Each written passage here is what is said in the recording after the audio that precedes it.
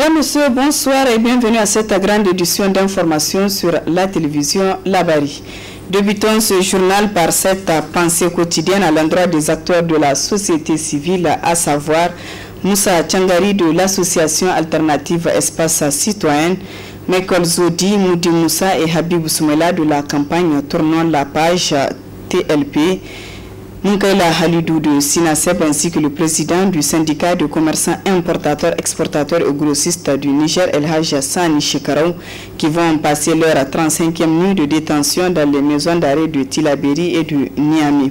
Ils ont tous été interpellés à la suite de la manifestation pacifique contre le détournement de plusieurs milliards au ministère de la Défense nationale le 15 mars 2020.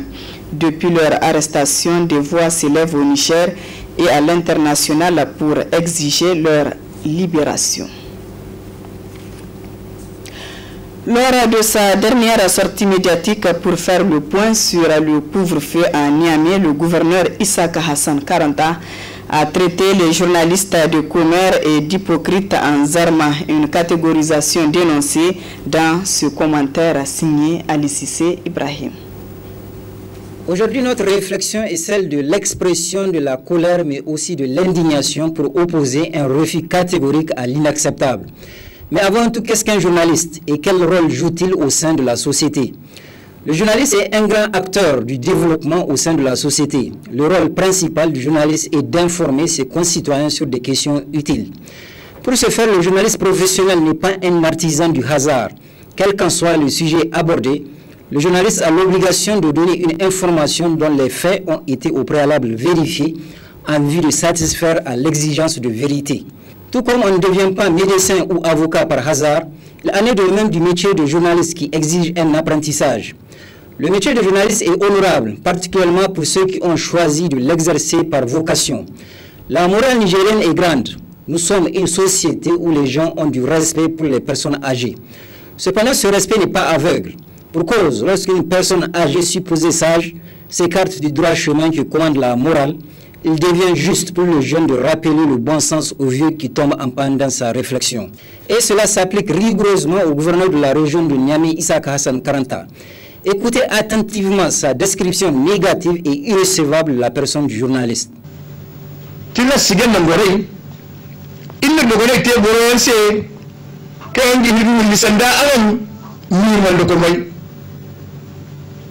Zama aran nogo koi aran nogo di aran nogo ma aran nogo ye ay kur kan bo ray bon kar karga da ay kur kan bo ray wadi ine ni manama aran journaliste. La sagesse africaine est riche et immense. Un adage bien connu dit: avant de parler, il faut tourner 7 fois sa langue dans la bouche. Pour nous qui avons choisi le journalisme par amour et vocation, nous rejetons et désapprouvons radicalement les propos du gouverneur Issaka Hassan Karanta qui nous traite de commères ou d'hypocrites. Ce cliché que veut nous coller le gouverneur de la région de Niamey, nous lui disons avec force qu'il ne sied pas à l'ensemble des journalistes du Niger. Dès lors, nous lui disons de reprendre ces termes de commères ou d'hypocrites et de les remettre dans la poche de son boubou. Nous, notre slogan est le suivant: le Niger est un grand pays, mais souvent, nous sommes tristes de voir un concitoyen tirer le Niger vers le bas du fait de la mauvaise utilisation de la parole. Et le journaliste véritable est très loin d'être un commère ou un hypocrite, comme le conçoit le gouverneur Issaka Hassan Karanta. Toujours par rapport à ces propos à la limite insultants du gouverneur de la région de Niamey à l'endroit des journalistes, les syndicats des journalistes ne sont pas restés indifférents. On les écoute. Ça ne m'a pas étonné, hein, parce que connaissant l'homme, ce n'est pas la première fois que le gouverneur de la région de Niamey tient des propos indécents à l'endroit des hommes de médias.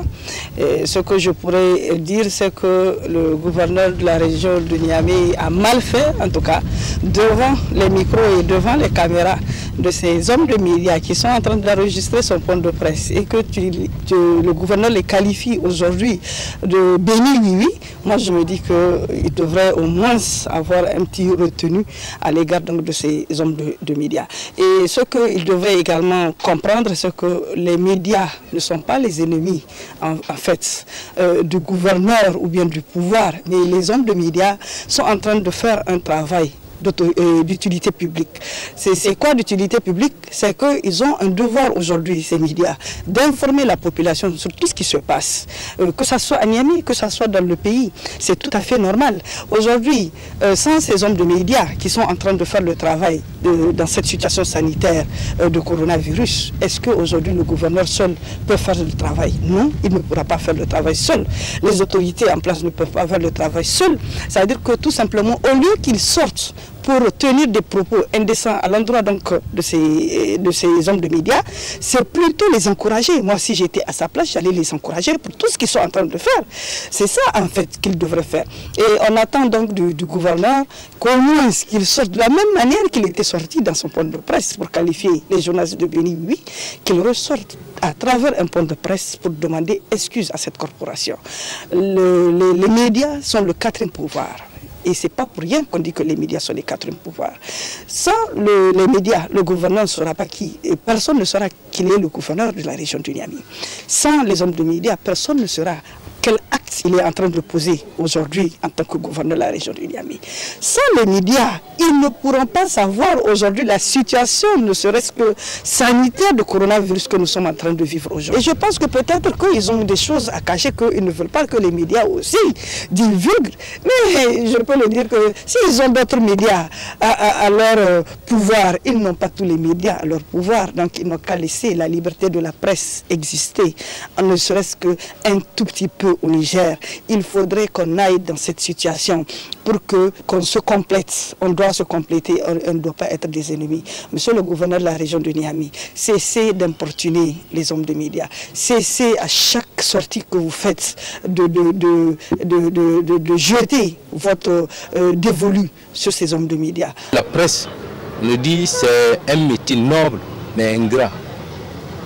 Ce qu'on fait à ces hommes politiques, ce qu'on fait à la nation, on ne doit pas nous insulter de cette façon. Et ce que le gouverneur a dit, lorsque j'ai vu sur les réseaux sociaux, ça m'a sidéré, ça ne m'a pas plu. Et que moi je pense que le gouverneur doit demander un pardon général à l'ensemble des journalistes, à l'ensemble des organes de presse. Certes, il est gouverneur, quitte à nous demander de faire notre travail. On fait notre travail. Et depuis cette pandémie, ce que les journalistes ont fait, je pense que les journalistes ne sont pas payés par rapport à ce qui devait être le faire. Parce que le président de la République a dit qu'il y aura des subventions par rapport à cette pandémie au niveau des organes de presse. Jusqu'à présent, est-ce qu'on a vu? Et l'un de l'autre, on fait notre travail. Il n'est pas nécessaire à un premier responsable de la région de Niamey. C'est sur quoi le gouverneur de la ville de Niamey de nous qualifier en tant que journaliste, de nous qualifier non, il ne devait pas nous insulter de cette façon. Il devait nous remercier pour dire que, bah, écoutez, vous faites beaucoup de choses, malgré qu'on ne vous a pas épaulé, malgré qu'on n'a pas épaulé vos organes. Mais on est content de vous. Mais il ne doit pas nous insulter. Ce qu'il a fait, et ça passe dans les réseaux sociaux, chaque journaliste qui passe, on dit, ah oui, ça va, est-ce que nous, au lieu de nous remercier, on doit nous insulter? Non. Depuis quelques jours, des manifestations spontanées de jeunes sont organisées la nuit à Niamey. Des jeunes qui sortent dans les différents quartiers pour exprimer leur colère face aux mesures prises pour contrecarrer le coronavirus. Le reportage est de Hassan Saleh Mustafa et Aboubakar Souley. La ville de Niamey est mouvementée ces derniers jours. Dans plusieurs quartiers, les jeunes se mobilisent la nuit pour barricader les voies de passage ou pour brûler les pneus. Une façon pour eux d'exprimer leur mécontentement aux autorités nigériennes face à certaines mesures prises pour stopper la propagation du coronavirus. Des mouvements de contestation isolés qui préoccupent le Conseil national de la jeunesse. Nous avons vu depuis plus de 5 jours maintenant, chaque nuit, c'est des altercations entre les jeunes et les forces de défense et de sécurité, ce n'est pas reluisant. Donc c'est le lieu pour nous de demander à cette jeunesse de bien vouloir se patienter, de bien vouloir se contenir pour que ces agissements ne puissent pas nous amener loin. Nos parents qui respectent scrupuleusement ces mesures préventives aujourd'hui sont victimes de violences engendrées par le comportement de la jeunesse. Parce que lorsque les parents dorment à l'intérieur de leur maison et que vous partez provoquer les forces de défense et de sécurité qui jettent des lacrymogènes dans votre maison, vous conviendrez avec moi que vous avez attiré des ennuis aux parents. Donc il faut que nous l'évitions et nous demandons aussi au gouvernement de communiquer davantage et une communication apaisante, une communication qui va amener les populations de Niamey à adhérer à ces différentes mesures. Et c'est des mesures qui sont édictées pour leur propre bien. Nous sommes conscients de cela et nous en appelons à l'indulgence de la jeunesse nigérienne pour qu'ensemble nous puissions combattre cette terrible pandémie. Certes, les raisons qui ont provoqué la colère des jeunes de Niamey tiennent, estime le président du Conseil national de la jeunesse, qui d'ailleurs demande aux autorités de penser aux mesures d'accompagnement pour les jeunes. Tout ce que nous voyons ces derniers jours, c'est la manifestation de la colère, de la frustration de ces jeunes. Je suis d'avis. Mais il va falloir que maintenant que les jeunes d'abord se ressaisissent et que le gouvernement puisse envisager des mesures d'accompagnement. Vous conviendrez avec moi que ces jeunes qui travaillent dans des marchés nocturnes, ces jeunes qui travaillent au bord des goudrons pour faire leur petit commerce le soir, ces jeunes qui travaillent dans les bars, dans les boîtes de nuit, mais depuis plus de mois, ils n'ont pas de revenus. Donc il faut que le gouvernement puisse prendre des dispositions pour accompagner ces jeunes, surtout à la veille du mois béni de Ramadan. Je peux vous assurer que beaucoup de ces jeunes vivent aux alentours des mosquées. Beaucoup de ces jeunes vivent grâce aux ruptures collectives. Et avec ces mesures, vous conviendrez avec moi que ça va être difficile. Donc il faut que dès à présent, que le gouvernement commence à réfléchir sur comment accompagner ces jeunes et éviter ce genre de situation dans notre belle ville. Des débris de pneus calcinés et des pierres sont visibles sur les différentes artères de la capitale ce lundi matin. Ainsi, des agents de l'assainissement ont été déployés pour dégager les passages. La gestion de la pandémie du coronavirus au Niger a mis à nu le manque de citoyenneté responsable des concitoyens dans une démocratie. Qu'est-ce qui peut expliquer cet état de fait et comment les autorités compétentes doivent s'y prendre? Élément de réponse avec Abdou Idrissa, le président du Parti de Libération et d'Unité, PLU Jamia. On l'écoute. Avec la succession des régimes et l'impunité qui s'est installée au Niger, a fait qu'aujourd'hui les populations ne croient plus à leurs autorités. Je pense qu'il est temps de comprendre que nous devons créer un cadre citoyen qui va impliquer toutes les populations dans les décisions à prendre. Ne serait-ce que dans les combats qu'il faut faire, les combats contre le Covid-19 et toute autre action citoyenne, je pense que la concertation, le dialogue doit primer.